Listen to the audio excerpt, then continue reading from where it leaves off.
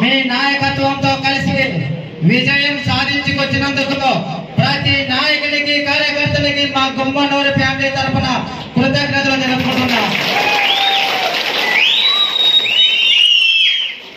ఈ విజయానికి మొదటి మెట్టు మీరే. ఎందుకు మాట చెప్తున్నానంటే 45 రోజుల్లో గుమ్మనూరు జయరామని అసెంబ్లీకి పంపించిన మండలం మన గుత్తి మండలం.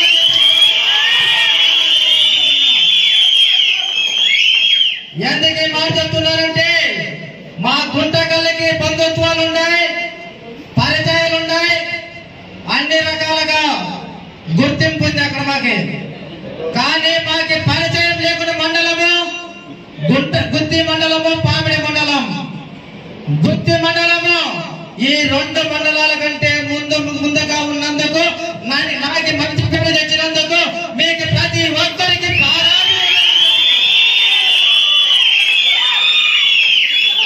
ఈ గుత్తి మండలం నుంచి నాకు ఆలూరు నియోజకవర్గంలో కూడా ఇంత మంచి పేరు రాలే. ఆ మంచి పేరు వచ్చేదానికి కారణం మీరందరూ చెప్పి ఈ రోజు సభాముఖంగా ఏ రోజు కూడా స్టోర్ల విషయమైనా ఫీల్డ్ ఎస్టేట్ విషయమైనా ఏ విషయమైనా అన్నా మీరు రాని నా ముందర కూర్చోండి అంటే ఏమి కావాలన్నా అంటే మీరు ఏమి నిర్ణయిస్తే అది తీసుకునే సిద్ధంగా ఉన్నామన్నారే. మీరు ఇచ్చిన మర్యాద అంతే సలంగా నాకు ఈరోజు నేను ఎప్పటికీ ఈ గుత్తి మండలంలో ఉన్న ప్రతి టీడీపీ నాయకుడికి రుణపడి ఉంటాము అని చెప్పి ఈరోజు ఎందుకు ఈ మాట చెప్తున్నారంటే మాకి జయరామన్న నేర్పినది వినయము విధేయత అని చెప్పి ఈరోజు మీకు సభాముఖంగా తెలియజేసుకుంటున్నా. ఆ విషయంలో మీరు సహకరించినందుకు మీ అందరికీ నేను ఎప్పుడూ కృతజ్ఞతలుగా ఉంటానని చెప్పి ఈరోజు సభాముఖంగా తెలియజేస్తున్నా.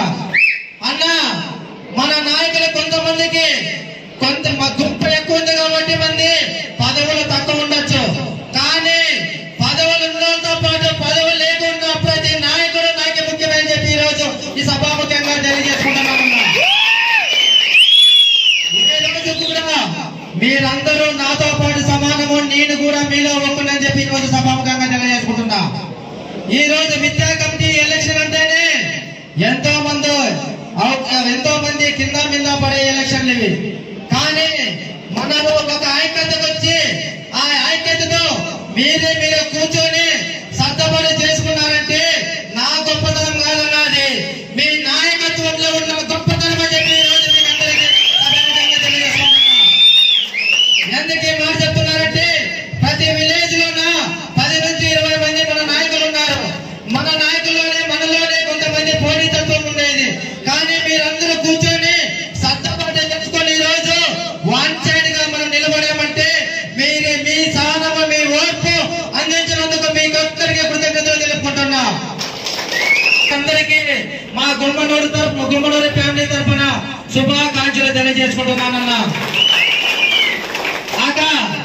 విద్యా కమిటీ చైర్మన్ అంటే ఒక ఉన్నతమైన పదవి.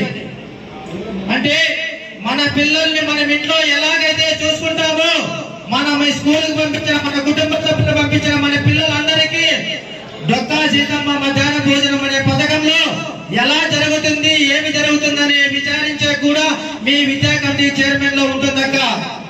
అన్న మీరు కూడా ఈ స్కూల్ డెవలప్మెంట్ కోసము ప్రతి ఒక్కరూ ముందుకుండి మనకి బడి, గుడి, వైద్యం అనేది ముఖ్యం.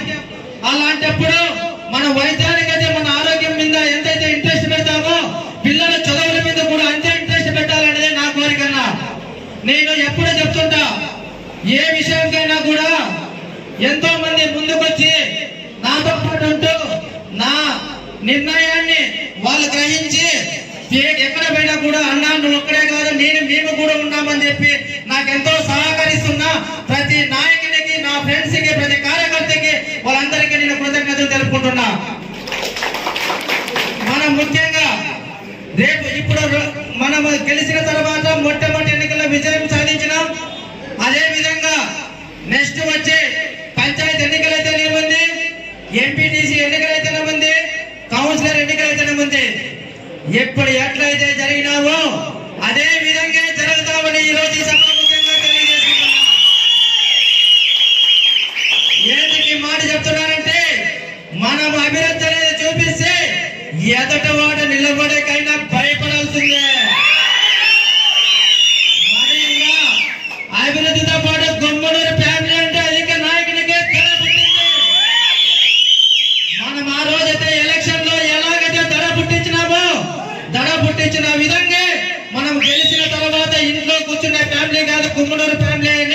ఈ రోజు నిత్యం జనాల్లో తిరుగుతూ మీ ముందు నడుస్తూ ఇప్పుడున్న సమస్యల్ని పరిష్కరించడమే మా గుమ్మడి ఫ్యామిలీ చేయమని చెప్పి సభాముఖంగా తెలియజేసుకుంటున్నా. ఎందుకు ఈ మాట చెప్తున్నానంటే ఎక్కడ పోయినా ఒక చరిత్ర అనేది ఉండాలా. ఆ చరిత్ర తిరగకాల్సింది మన గుమ్మడూరు జయరాలు ఉన్నాయి కాబట్టి ఆ చరిత్ర తిరిగి రాసేకి మీరు సహకరించినారు కాబట్టి ఇట్లాంటి నీటి సమస్య మనకి పెద్ద సమస్య కాదు కాబట్టి జయరాం అన్న చంద్రబాబు నాయుడు సార్తో కొట్లాడైనా మనము జయరాం అన్నతో కొట్లాడైనా గుత్తి మండలం ఉన్న నీటి సమస్యని పరిష్కరించుకుందామని చెప్పి ఈరోజు సభాముఖంగా తెలియజేసుకుంటున్నా. అంటే నాకు ఈ గుత్తి మండలంలో ఉన్న ఈ ప్రేమ ఆప్యాయత ఆదరణ చూస్తుంటే ఎప్పటికీ ఇక్కడే గుత్తిలోనే మీతో పాటే ఉండాలనేది నా కోరిక. నిత్యం నేను సాయంత్రం 5 గంటల 6 గంటలకి ఇంటికి పోతుంటే చాలా బాధ అవుతుంటుంది మిమ్మల్ని అందరూ వదిలిపెట్టుకోవాలంటే. ఎందుకంటే ప్రతి ఒక్కరు బండికైతే అనా పోతావా అంటుంటే అమ్మ ఏందిరా ఇది అందరూ వదిలిపెట్టిపోతుంది. ప్రేమ ఆప్యాయత ఇక్కడ ఉందా మ్యాన్ అంతే